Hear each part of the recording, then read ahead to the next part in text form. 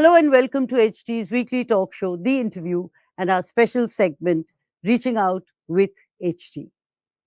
She is known as Lady Singham of the police, a firebrand officer who routinely takes on powerful politicians.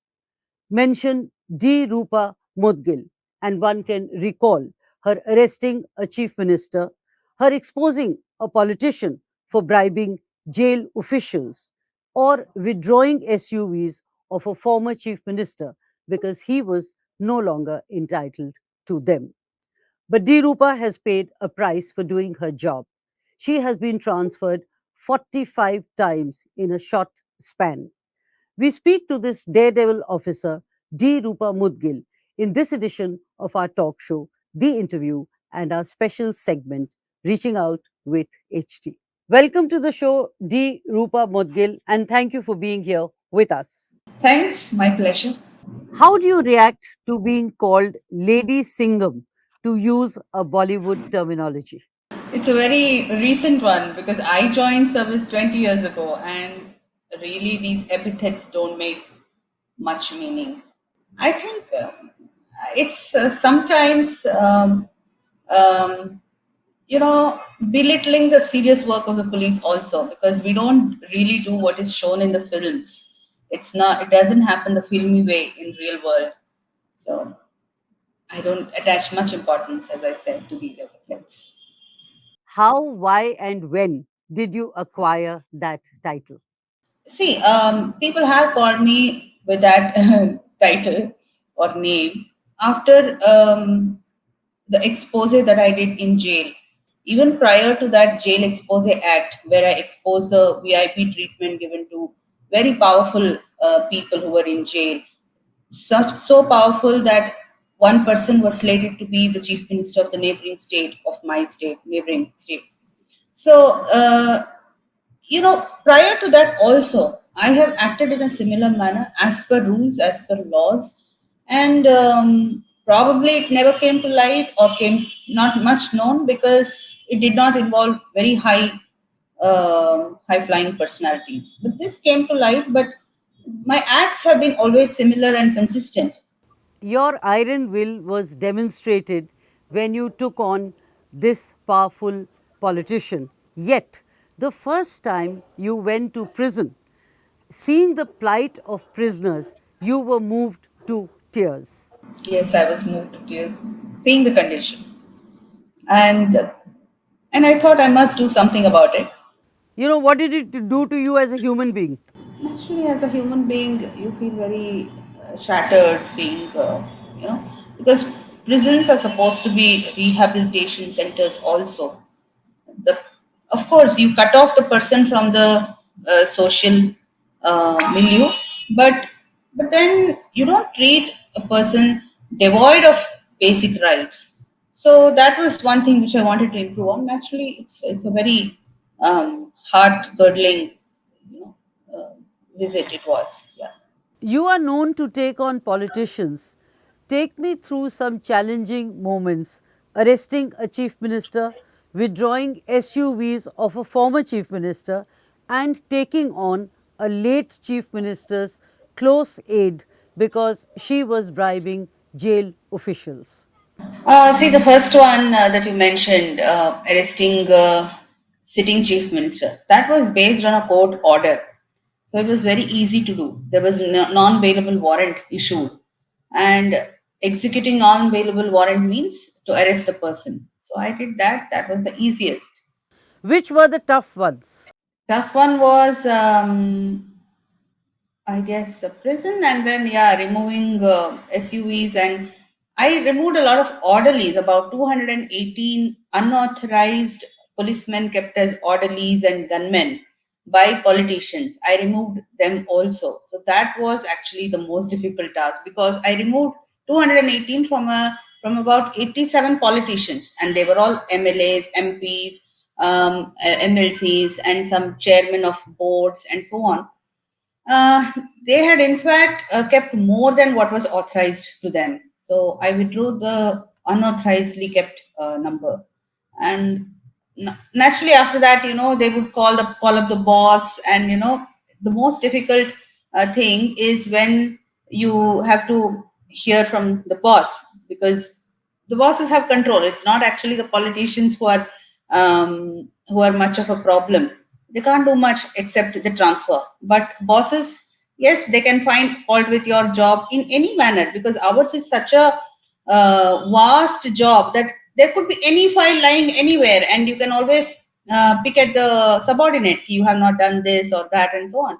But luckily, at that time, my boss changed, and the new boss was very cooperative. He said, "I've told them that this is what is to be done, and she has done. So don't bother." This is what he told. So I'm very grateful to the boss that way. Though I suffered at the hands of the previous boss. So there are all kinds of ups and downs in the system. Then prison thing, yes, I gave a list of irregularities and the VIP treatment to the VIP, who was not supposed to be the VIP, but prisons are supposed to be levelers, but hardly they are. So that after I gave the report, there was quite a bit of things that I faced. One is like memos, notices. There were enquiries. My report per se was not believed prima facie. My report was doubted. The government appointed another committee headed by a retired IAS officer. But that committee also found whatever I had said to be true. So I was vindicated. Then after that, again, there were a lot of challenges in that. I was transferred out. I didn't know what was happening based on my report. But on the other hand, I was getting a lot of memo, notices, show cause. And then I was also facing defamation put by ex-boss in the prison. After I took the information through Information Commission, then they probably got alert and put it before the concerned authorities. And then that report of retired IAS was accepted, and on the basis they said, okay, do FIR against the ex-boss, my ex-boss in prison, and other officials. It's actually lot of risk, and mm, it's a headache actually. I don't know if everyone can take this, because it really puts you off your comfort zone many a time. And many a time people feel, ki, is it all required? Why can't we simply do our job, what is there on our table? But then if you're just doing your job, then who will attend to these dirty things? Even they have to be cleared and cleaned. So you are here, you're getting money from the public exchequer, and one should act in a publicly accountable. And you are iron willed and Lady Singham, so it should come to you easily. I will. I think no. Since I was very independent from the beginning. I generally never trouble my parents for anything. I would do things on my own, going out anywhere, outdoor. I was a bit of adventurous kinds that way, in a good for a good reason. I think that continued, and I'm straightforward. Not many like it. So that straightforwardness, which I verbally speak, that also translates into action. So whatever I find wrong, that wrong will be exposed and people will be hanged. I mean, that is very harsh, but that's the way I am. Yeah. Why do you always take on politicians? Is it to remain in the limelight, or do you think they are a corrupt breed, if I may use the term? I don't agree with your sentence that I take on politicians. Um, Generally, I've always targeted officers, because I always believe, and I've always said that politicians come and go. They are there for 5 years, even the ministers or whoever. But then it's the bureaucracy which is there. So you can't act when one government comes, you act as per their whims and fancies. If another government comes, you can't act as per the other's whims and fancies. You're supposed to be neutral, fair, and stick to the rules, the law of the land. And when they don't do that, that's what irritates me. And I think I'm an odd man out in the bureaucracy, kind of. I get that feeling. So, you would say between the bureaucrats and politicians, the politicians are lesser devils. It's it's not about being lesser devil. See, as I said, power corrupts, and more power means more corruption. Corrupt in every way. So they use that, sometimes misuse, abuse. So it's a mixed bag. So, to repeat my question, between the bureaucrats and politicians, who are the lesser devils? No, no, this is you are putting me in a very tight spot. Why do you want to compare this? Actually, there's no comparison. But however, bureaucrats, even when they do something wrong, they can still be hauled up. There are 100 ways to control a bureaucrat. One is transfer, put him out of that position, him or her. That's it. That's the easiest one actually. But what happens to a if a politician is corrupt? There will be a case maximum. Sometimes, they continue in their positions. A lot of things can affect a bureaucrat while it doesn't affect a politician. You still haven't answered my question. I won't answer that in such black and white thing. Okay, I'll leave it at that.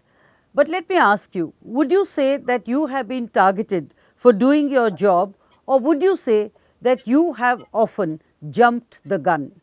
I have never jumped the gun. I have done my duty as per rules, which probably others may hesitate to do. As I said, I've chosen the less trodden path many a time.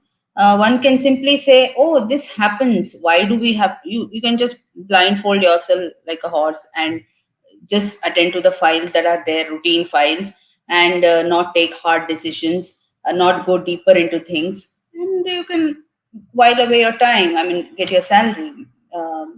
But then, if you go deeper naturally, and then you take action, then you become an odd person out in that system, and the system always tries to throw out the whistleblower because when somebody blows the whistle, it always affects the vested interests, and the vested interests are deep rooted. So either they'll punish you and see that you are in doldrums, or they will transfer you out.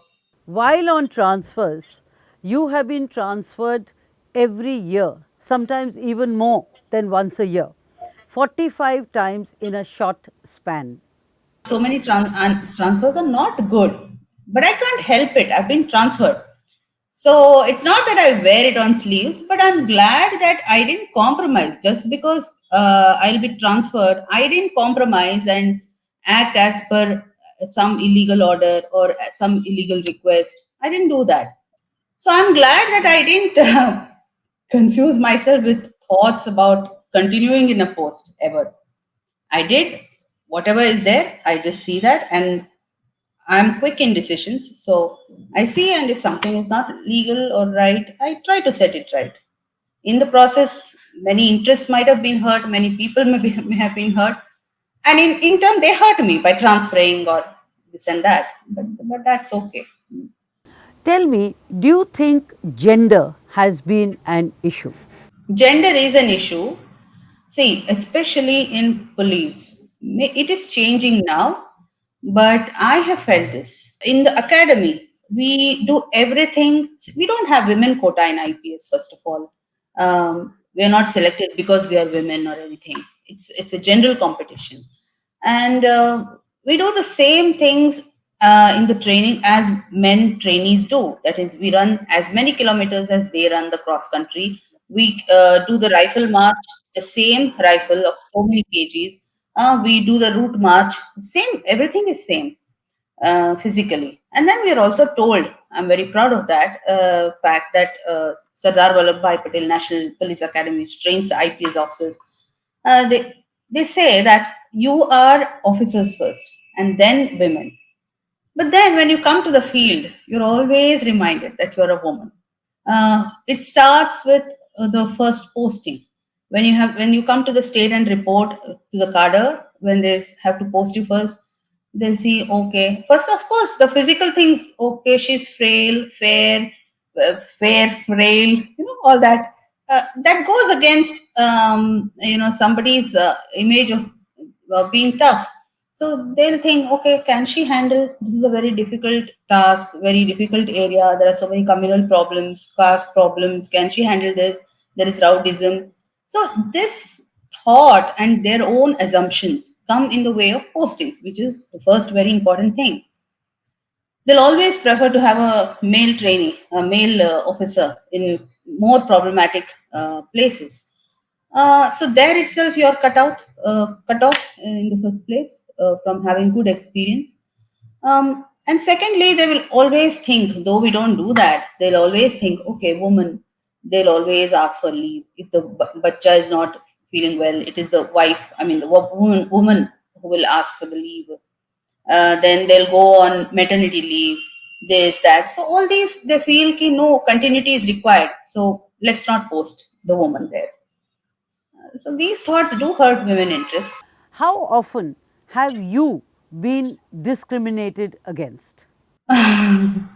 Now, I can say that as in continuation of what I said earlier, because you're a woman and um, uh, I felt probably they didn't give me the tough postings, bigger districts, or the prime postings. Probably because I was a woman. You have also spoken about sexism in the police force and said postings are dependent on a person's relationship with the boss. But what I said is, um, many a time, people with independent mind, too much independent mind, are not preferred, especially in police. They want people who listen to, and um, but that may not be a requirement in the higher setup, but still it is followed. I think all bosses have found me very independent. I don't take their, probably they have a feeling that I don't report to them every minute thing, which I don't do. Minute things I don't. Also, they feel probably that she does not take our opinion or suggestions. But in a general fashion, I have said that when it comes to women, be it any field, there are important decisions that happen outside the workplace, after office hours, over whining and dining. This is true for all the fields, not just police. So there, women miss out on those important decisions because they can't go and spend hours together after office hours. They have to attend to family and kids, so they are kept out of such decisions. Talking about your husband, in service, your husband has had it good while you bore the brunt. Did gender play a role in this? We inspire each other. That's what he tells me, that when I do such bold acts, um, he says, "You inspire me." And when I take on the brunt, and when I also go the rough short way, he doesn't say, "Why do you need this? The system is like this. Give it up. Live peacefully." He doesn't say that. He says, "No, what you're doing is correct." He gives me clarity, because when we are into it, sometimes we may get swayed by our own emotions. So he gives me clarity of thought. What you're doing is correct. This is fine. That is right, and so on. And he has always encouraged me. Never has he said, "Don't do this," or any such thing. And I'm very grateful for having such a husband. Hasn't he ever asked you to slow down? Because he knows that whatever I have done has not, I'm not jumped the gun anytime. And small nitty gritties, sometimes when I go overboard, when we discuss, he says, "Oh, to, you can do this way, that way." Some small corrections here and there, but generally, he has not discouraged me. He is, in fact, encouraged.